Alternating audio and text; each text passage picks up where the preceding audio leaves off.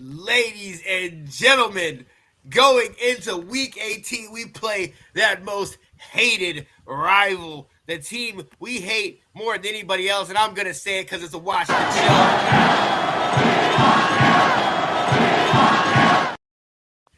And with the fifth round pick, we selected Sam Howell, who will get the start this week. Let's go. Let's go, baby. Let's go. I've been waiting for this. And Will, I'm going to tell you, I'm going to be very honest. All right, we'll put my fanboy aside for a second. I'm excited about this because the opportunity to play the Dallas Cowboys, our arch rival, and we already know no other game matters as much as this one. We took the L earlier in the year with Carson Wentz.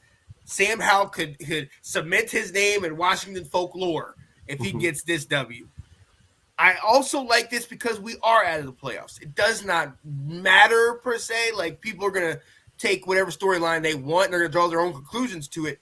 But I feel like this is an opportunity for him to just go out there, just show that moxie, just guns a blazing. Whatever happens, give your best shot, and let's see. Now, I'm going to come to you before I really start geeking out because we talked about this over the last several weeks. And one of the things that we've talked about is that, it's been widely,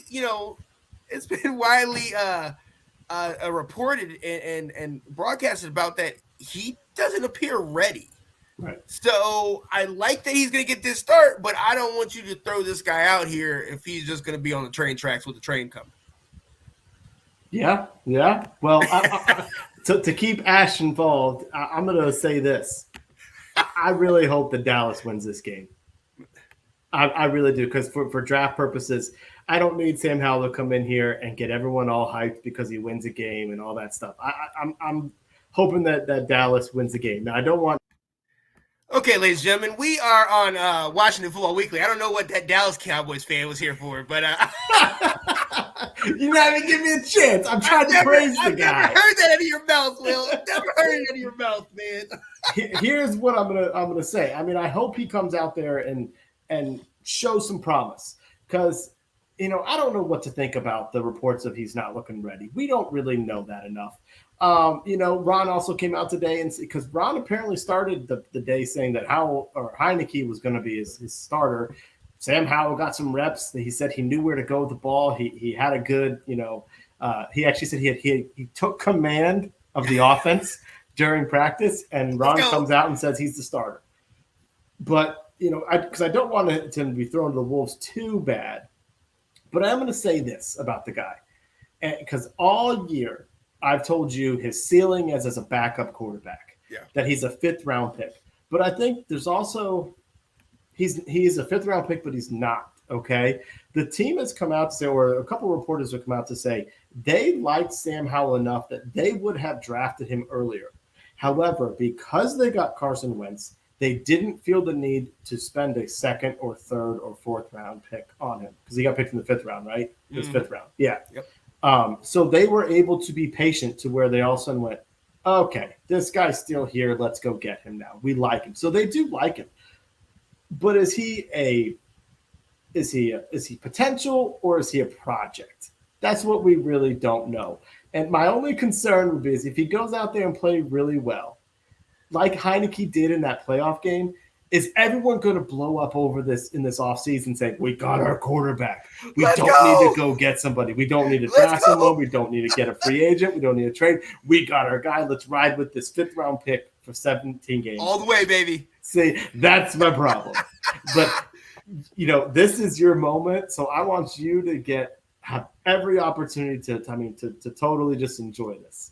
In April, well, actually, I'll go back farther than that. When we had this show with the four of us, the Shirtless Wonder and Mr. Moral Support, I told you guys over a year ago, the best move is to somehow to get our guy, Mr. Sam Howell, to pair with De'Ami Brown. Back in April, I sat there and I went on several interviews and saying, if we could just get our guy, I believe we're right there. We could set it up. We could bring him in. We have the talent. Never did I think it would happen, but when it happened, Oh, when it happened, Will, the excitement coursed through my veins. I was in New Orleans at the time, and I know everybody heard me shouting from New Orleans because I was hyped. He played amazing in the preseason, albeit the preseason, but he rested on the third tier, third string quarterback. Did not dress most of them. He was always on that sideline, and I was fine with that. I was good. Like I said before, this is a great situation because there aren't many expectations. Nobody's coming out here and expecting him to play like Joe Montana, like Tom Brady. Nobody's expecting him to tear it up. Alex Stevens is. Hey, oh yeah, right. Well, he wants him. Shout out to Alex because he's all about this guy. Mm-hmm. We still have the same problems. We still have a struggling O-line. We still have an offensive coordinator that kind of is up and down. We still have defensive woes with injuries, this and this and that. So will he be great? Yes, he's going to be great because he came from the real Carolina, ladies and gentlemen, and he's going to ball out. He's going to play well. I honestly think he's going to play well. I think that defense of Dallas, like you said, they're playing for something. So they're going to come after him.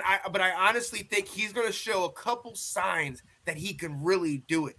This guy's got talent. He's got ability. But the other thing about it is that he's got a good kind of pedigree and a coaching pedigree. He coached under Mac Brown at UNC, and we know him who worked with Vince Young and got Texas to the national championship and had them win.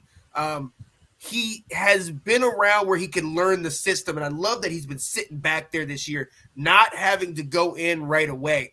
Drake May, who is his successor in North Carolina, had the same situation with him where he sat behind and just paid attention. How are things done? What are the mistakes that you made? What are the things to avoid? That's where I think he might have a slight advantage in this situation. You know what I mean? Because we know what Taylor can go out there with. We know what Carson can do. Hey, you're playing with house money right now. Let's go, Sam Howell. Make me proud. And if you get the dub, Sam, I might have to meet you in Washington because I might need you to sign this, my friend. I've been shouting you out for years, my guy. Let's go. What is this crap? I saw that. I wasn't going to share it. I'm glad you shared. I knew you were going to share that. Yo, that's why y'all ran from us, right? In Maryland, that's why Maryland ran away from us because y'all couldn't handle that ACC. Let's go. No. Here's the thing. You brought up a real good point about the offensive line. And this was one of the things they talked about in preseason, where when you talk about the guys not being ready, when he would get the ball, there would be pressure. He wouldn't be able to look over the pressure to see which receivers are open. He would stare at the pressure at the offensive line, at the defensive players, and he, so he would lose sight of where he needs to go with the ball. So it's going to be key to see is he able to improve on what he showed in the preseason, which I'm not knocking him. He's a rookie, in your first games. But this is also going to be on Scott Turner. Can you develop a game plan that is quarterback friendly out there so that you don't make him look terrible? Because, there is going to be some evaluation process that needs to happen here. You guys are going to need to see, Heineke's a free agent. They need to figure out what they're going to do with him. Wentz is gone, obviously. Now we got a lot of money to play with. Well, what do we want to do with that money? Where do we want to spend that money? Right. Do we need to spend it on more offensive linemen? Do we need to find a way to get a quarterback, even if we're inheriting a salary? So we do need to put him in a position to succeed. But also, I think you're gonna see some running out of him. You're gonna see that he's got a live arm. So he's gonna have flashes of excitement. But he's going to be going up against Dan Quinn's last game in the regular season as a Dallas Cowboy coach, and they want to win the game. And so he's going to have the wolves thrown at him, and it's going to be tough. Oh, yeah. Nathan said, it's interesting. Each quarterback has a skill set that would be nice. It'd be nice when the others had the same skills. Yeah, but Sam Howell has the combo of them. Right. The only thing he doesn't have is the experience of being out there and playing. Jared said, what is the difference between Heineke and Howell? I think, like you said, I think Howell has a live arm. I think it's stronger than Heineke's. And I also think they're both not runners per se, but they are mobile. I think Howell's got a little bit more quickness, and kind of an awareness of when to run. Taylor seems like he's been trying to kind of make sure he stays in the pocket and continue to create downfield. As to where, at least I'm hoping, and from what I've seen in college in the preseason, Howell is one that gets out, and if he sees something open up, he goes by his instincts. So I'm hoping that that's what we see coming up on Sunday. But let's be honest, this is his first NFL start, playing in a game that means something to the other team, also being our rival, and amongst other things that are going to go down. We're going to talk about that in a little bit if we have time. This is a huge, huge game for him going forward. You mentioned the whole Heineke deal, the whole situation with how Heineke went up against Tom Brady in their eventual Super Bowl run and made a name for himself and earned himself a contract. We know we got Hal on contract. We know we got him here. This is such a pure opportunity for him, and this is all you can ask for. You know what I mean? It's valuable game time with the ones going into a game that the other team's playing at their best. I mean, imagine Sam Howell getting a W in this game. And I know we're going to overhype it and everything like that. But realistically, him getting a W and putting that notch on his belt, it's huge in a confidence sense for somebody that already is labeled as somebody has moxie. Already somebody has the cojones. Right. You know what I mean? Mm-hmm. So this can only be good. And hey, even if he totally comes out there and the bed, well, now you know. Now you're out there. Now you've seen. But I think you made a great point, and I think that's where we got to stay level-headed. Yeah. Regardless of what happens, positive or negative, I think we need to take it with a grain of salt. I think we need to recognize what we're going against, like you mentioned, Dan Quinn, that defense. And I think we just need to go out here and just let him rip. Let him go out here and just work with him. Let's make him look good. Let him do his things. Let him go out there and throw some passes, test it a little bit, see what happens, and let's focus on the decision making. That's the number one thing I want to see this week: the decision making. Because you look at those passes that Carson had, some of those decisions weren't good decisions. That first pass, you're looking at it, and it looked like even if you wanted to throw it there, you threw it late. You threw it late, and you threw it underneath. Same with the deep ball. You threw it late, you threw it underneath. These are decisions. These are things, and game time, that's not something that you can really emulate in practice, especially not in college, especially in this time, playoff season, everything like that. But this is a major, major opportunity for Sam Howell, and this is all he's asking for. This is all I've been asking for. Let's get him out here and let's see what he can do. Perfect timing, and I'm excited. I'm cautiously optimistic, but I'm excited. I'm very excited. You said it, staying level. That's kind of my biggest concern going into this is for high or low, what is it going to be? Let's think about, and what happened to the Ravens. Last year, Tyler Huntley looked really good. Right. Yeah. To the point where I was wondering, maybe this is someone that, when the Ravens let him go, we pick up. Tyler Huntley looked terrible this season. Look at the Miami Dolphins. They started off the season just tearing up the league, scoring at will. And they still have plays, but they're on the verge of not making the playoffs, right? Mm-hmm. The league caught up. So that's where it's like, in one game is not going to be enough sample size to really know whether he is the future or is even not the future if he has a rough game, because, it's going to take more than that. And it's where it's like, oh, my gosh, you put him in for one game. It's just throwing off everything that the fans are going to, know about. Yeah, that's right, Nathan. Sorry if you had to hear the truth. Yes, pure backup. Absolutely.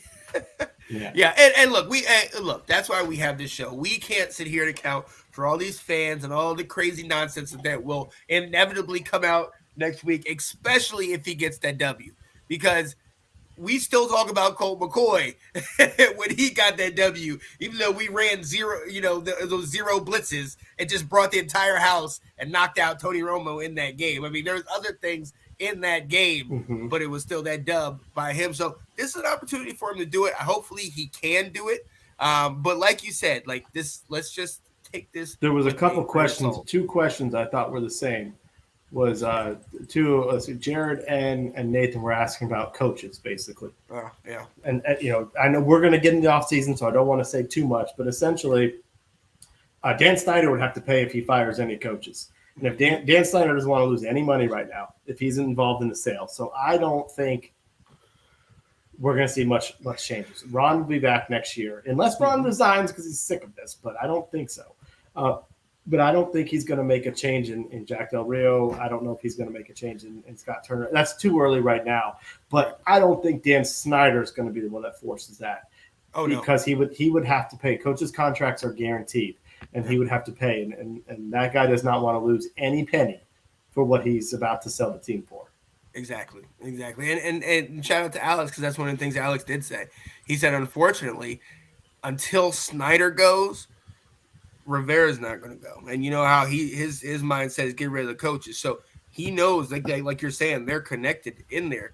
But again, we always have that hanging over our head with the whole, is Snyder going to go? Is all of this stuff actually going to come out and he actually be prosecuted and whatnot? But until it happens, you're right. We're still here. And look, we're notorious with Ron for having slow starts. He has late Octobers and Novembers on lock, and we seem to show up and show out. And then late in the season, we have this same old stuff. Even in the year that we went to the playoffs, we won the last game only because they took out Jalen Hurts. You know what I mean? We were sitting there, and we didn't win the game before that. I think we lost to Seattle, and then we lost a couple games before. So we were on the verge of not even making it to the playoffs until the Eagles intervened. And Nate Studfeld came in. Let's go. You know what I mean? So, yeah, we shall see. But I am most certainly excited. You should be. I am happy for you. I'm not gonna lie. I mean, now the season's over, it's like, all right, what can we do to generate some excitement? And at least you're gonna get a chance to see your guy. I need all the Tar Heel faithful to come out of the woodworks and rep our guy Sam Howell. Let's go, baby. I can't believe you're going to be in Chicago. I know. But shout out to my guy Nicholas Rosario. I'm going to be celebrating his 50th birthday with him, so I will be in Chicago. I'll be in the airport during the game, so I will definitely be tuning in. Yeah, it's going to be interesting. Oh, yeah, you already got it to 4:30. Oh yeah. You already got it saved. I'm already going to get it recorded. So I will be watching it after the fact, but I'm not gonna be able to see it. Thanks for watching. If you like that clip, be sure to check out the other great content from the Let's Talk Football community. And as always, please like, subscribe, and hit that notification bell so you'll be notified when more great content like this becomes available.